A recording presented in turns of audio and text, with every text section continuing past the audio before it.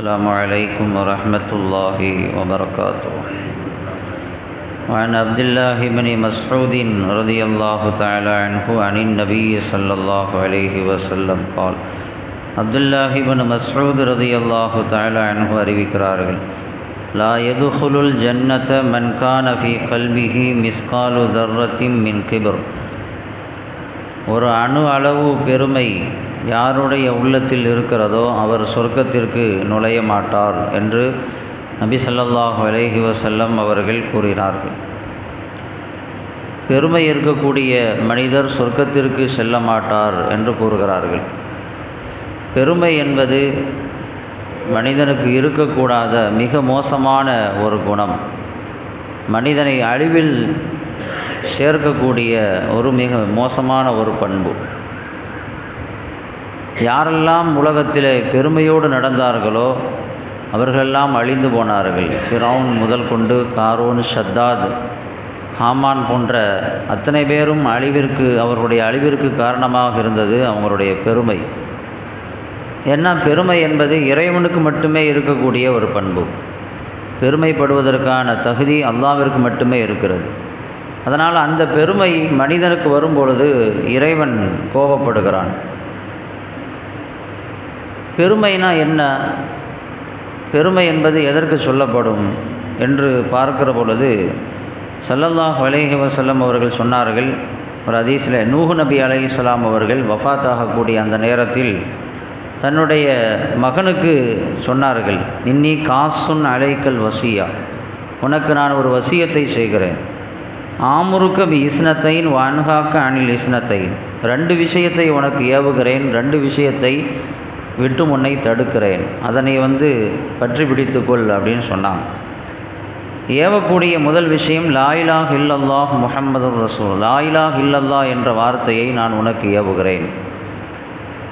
உலகத்தில் இருக்கக்கூடிய வானங்களையும் பூமியையும் ஒட்டுமொத்தமாக ஒரு தராசினுடைய ஒரு தட்டிலும் லா இலாஹ இல்லல்லாஹ் என்ற வார்த்தையை இன்னொரு தட்டிலும் வைத்தால் அதுதான் கனமாக இருக்கும் என்று சொன்னார்கள்.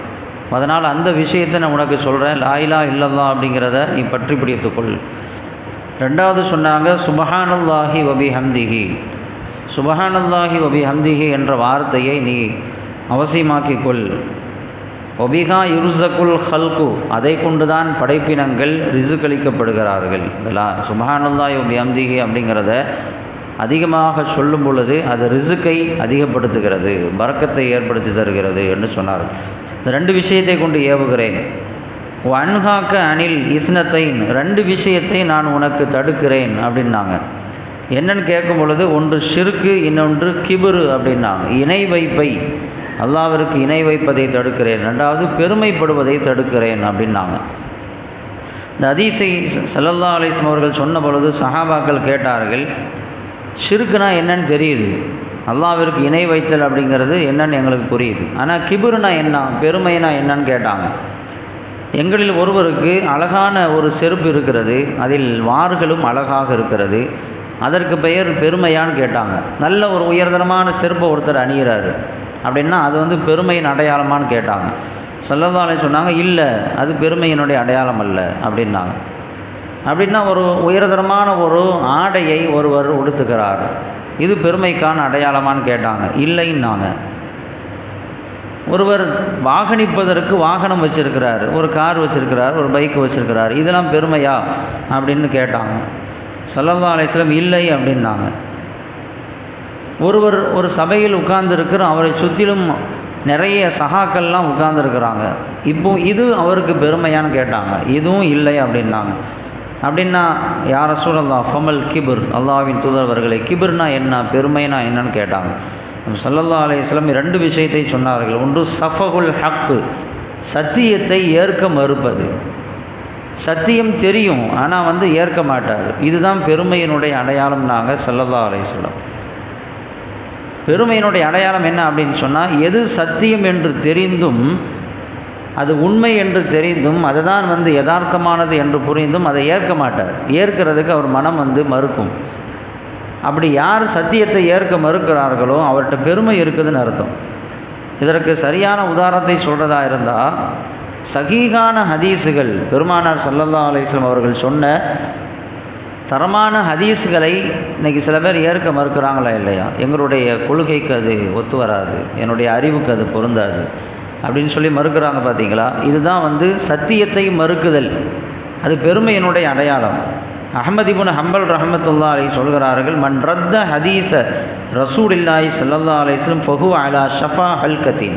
யார் பெருமானார் ஸல்லல்லாஹு அலைஹி வஸல்லம் அவர்கள் சொன்ன ஹதீஸை ஏற்க மறுக்கிறார்களோ அவர் அழிவின் விளிம்புக்கு வந்து விட்டார் அப்படின்னாங்க. அவர் அழிவினுடைய ஸ்டார்டிங்கே அதுதான். ஹதீஸை மறுக்கிறார் அப்படின்னு சொன்னால் அவருக்கு அழிவு ஸ்டார்ட் ஆயிடுச்சுன்னு அர்த்தம். ஷரஹு சுன்னா என்ற ஹதீஸினுடைய கிதாபினுடைய ஆசிரியர் சொல்கிறார்கள், இதா சமிஅத ரஜுல் யத்அனு அலல் ஆசார் வலா யக்பலுஹா அவ யுன்கிர ஷைஅன் மின் அக்பாரி ரசூலுல்லாஹ். சஹாபாக்களுடைய சொல்லை, சஹாபாக்கள் சொன்னதை ஒருவர் விமர்சிக்கிறார், அதை ஏற்க மறுக்கிறார், அல்லது பெருமானார் ஸல்லல்லாஹு அலைஹி வஸல்லம் அவர்கள் சொன்ன ஹதீஸ்களை மறுக்கிறார் அப்படின்னு சொன்னால் ஃபத்தஹிமுஹு அலல் இஸ்லாம், அவர் இஸ்லாத்தின் மீது, அவருடைய இஸ்லாத்தின் மீது நீ சந்தேகப்படு அப்படின்னாங்க. அவர் முஸ்லீமாக இருக்க முடியாது, அவர் உண்மையான முஸ்லீமாக இருக்க முடியாது, நீ அவர் இஸ்லாத்தின் மீது சந்தேகம் கொள் என்று சொல்கிறார். அப்போ ஹதீஸை மறுக்கக்கூடாது, சத்தியத்தை மறுக்கிறது அது பெருமைக்கான அடையாளம். ரெண்டாவது சொன்னாங்க ஸல்லல்லாஹு அலைஹி வஸல்லம், வகம்சுன்னாஸ், மக்களை தாழ்வாக நினைப்பது, மக்களை அற்பமாக கருதுவது, தன்னை விட கல்வியில், பணபலத்தில், செல்வாக்கில், அந்தஸ்தில், அதிகாரத்தில் குறைவாக இருக்கக்கூடிய, பலவீனமாக இருக்கக்கூடிய மக்களை சாதாரணமாக நினைக்கிறது, ரொம்ப அற்பமாக கருதுவது, இதுவும் பெருமைக்கான அடையாளம் அப்படின்னு நாங்கள் ஸல்லல்லாஹு அலைஹி வஸல்லம். யாரையும் தாழ்வாக நினைக்கக்கூடாது. முனாவிர் ரஹ்மத்துல்லாஹி அலைஹி சொல்கிறார்கள், யாரையும் நீ தாழ்வாக நினைக்காத, நீ யாரை தாழ்வாக நினைக்கிறாயோ அவன் உன்னை விட சிறந்தவனாக இருக்கலாம், உன்னை விட சிறந்த அமல் செய்யக்கூடியவனாக இருக்கலாம், உன்னை விட பரிசுத்தமான இதயம் கொண்டவனாக இருக்கலாம், உன்னை விட தூய்மையான எண்ணம் கொண்டவனாக இருக்கலாம். அதனால் யாரையும் தாழ்வாக நினைக்காத. நீ தாழ்வாக நினைக்க ஆரம்பித்து விட்டால் அதுதான் உன்னுடைய அழிவின் ஆரம்பம். நீ தாழ்வாயிருவ, நீ அற்பமானவனாக மாறிவிடுவாய் என்று கூறுகிறார்கள். அதனால் யாரையும் தாழ்வாக நினைக்கக்கூடாது, பெருமை விடக்கூடாது. அல்லாஹ் ரப்புல் ஆலமீன் இந்த இரண்டு குணத்திலிருந்து நம்மை பாதுகாப்பானாக. வா ஆகிரு தஅவானா அல்ஹம்துலில்லாஹி ரப்பில் ஆலமீன்.